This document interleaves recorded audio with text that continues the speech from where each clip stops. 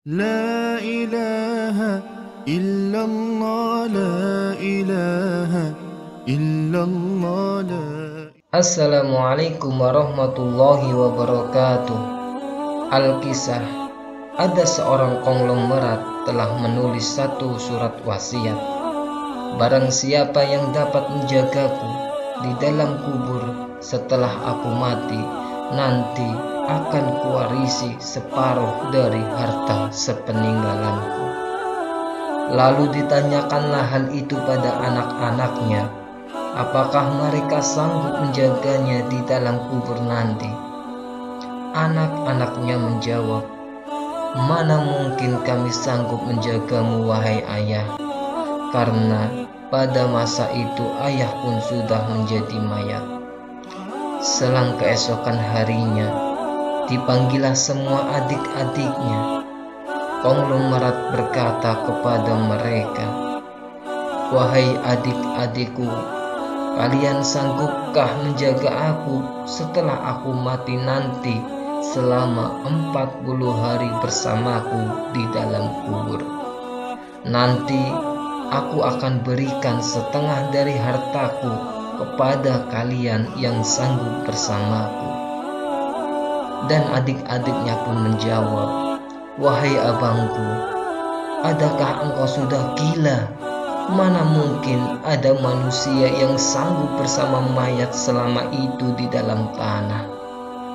Lalu dengan sedih, konglomerat tersebut memanggil ajudannya untuk mengumumkan penawaran istimewanya itu ke masyarakat luas.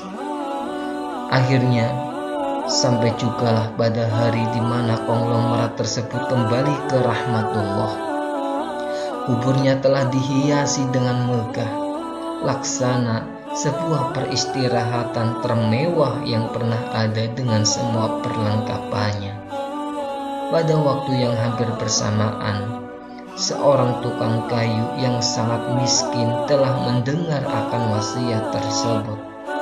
Lalu diberitahu kepada istrinya, apakah dia perlu mengambil kesempatan ini untuk menjadi orang kaya.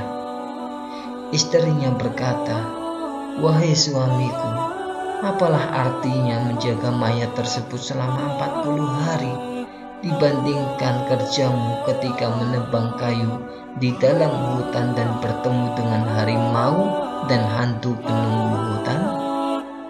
Tukang kayu tersebut dengan tergesa-gesa segera datang ke rumah konglomerat tersebut untuk memberitahukan kepada ahli waris konglomerat tersebut akan kesanggupannya.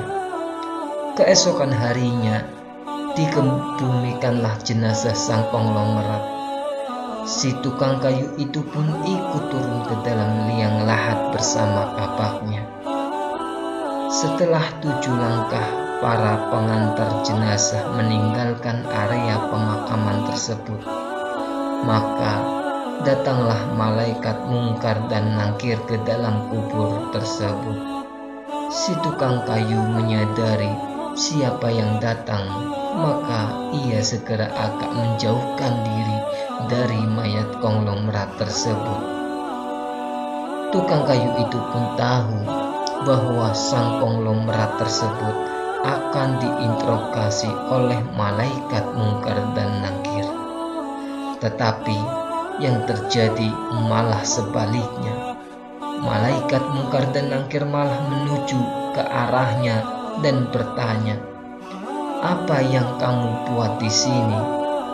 Tukang kayu menjawab, "Aku menemani mayat ini selama 40 hari untuk mendapatkan setengah harta warisnya." "Apa harta yang ada pada kau sekarang?" lanjut malaikat Mungkar Nakir bertanya. "Aku cuma memiliki sebatang kapak ini saja untuk mencari rezeki," timpan si tukang kayu. Kemudian malaikat Mungkar Nakir bertanya lagi, "Dari mana kau dapatkan kapak ini?" "Aku membelinya," balas si tukang kayu. Lalu pergilah malaikat Mungkar dan Nakir di hari pertama dari dalam kubur tersebut. Hari kedua, mereka datang lagi dan bertanya, "Apa yang kau buat dengan kapak ini?"